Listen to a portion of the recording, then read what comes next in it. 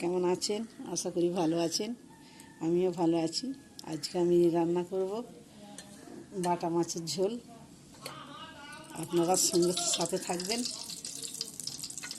কড়াই তেল দিয়ে দিচ্ছি বাটা মাছগুলো ভাজার জন্যে।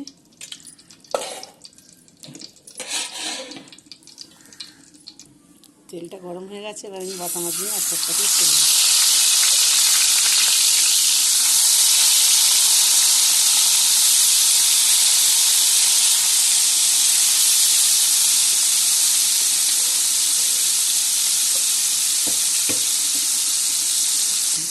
এক পিঠটা ভাজা হয়ে গেছে, এবার আমি উল্টে দিচ্ছি।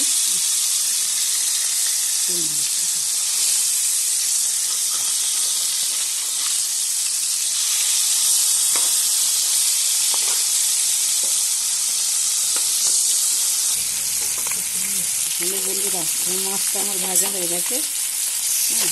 ভালো করে ভাজতে হবে।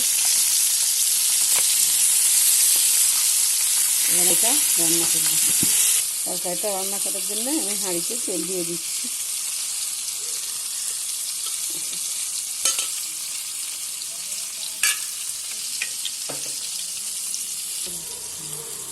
তেল গরম হয়ে গেছে, আমি দুটো কাঁচামরিচ দিয়ে দিচ্ছি। এবার পেঁয়াজটা দিয়ে দিচ্ছি।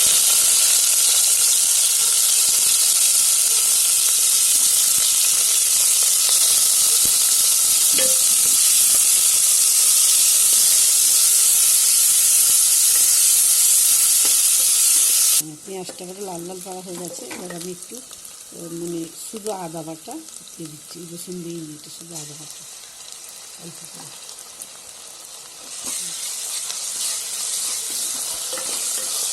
এবার আমি আলু সরু করে কেটে রেখেছিলাম, আলুটা দিয়ে দিচ্ছি।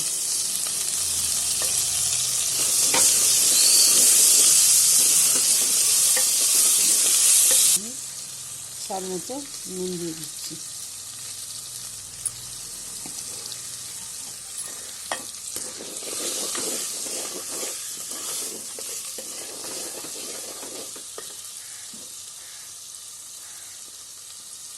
একটু হলুদ গুঁড়ো দিয়ে দিচ্ছি। লাল মরিচের গুঁড়ো দিয়ে দিচ্ছি। যেমন ঝাল খাবেন সেরকম দেবেন। জিরে গোল এটা দিয়ে দিচ্ছি। ধনে গুঁড়ো দিয়ে দিচ্ছি।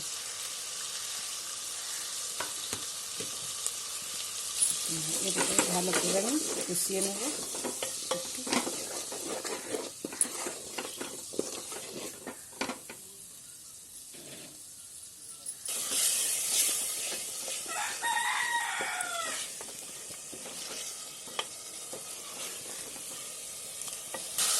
কষা হয়ে গেছে, এবার আমি জলটা দিয়ে দিচ্ছি।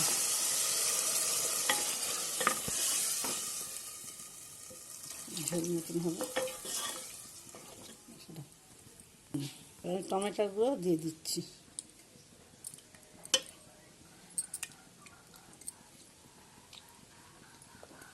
এবার আমি ফুটতে দেবো। 5 মিনিট মতো ফুটবে, হয়ে যাবে। ফুটে গেছে, এবার আমি মাছগুলো এক এক করে দিয়ে দিচ্ছি।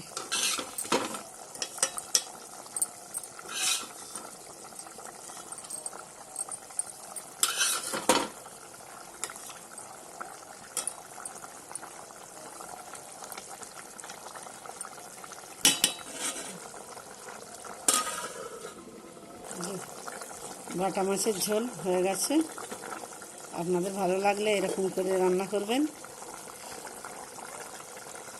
রান্না করে খাবেন। ভালো লাগলে তাহলে পাশে থাকবেন, লাইক কমেন্ট শেয়ার করে দেবেন, সাবস্ক্রাইব করে দেবেন।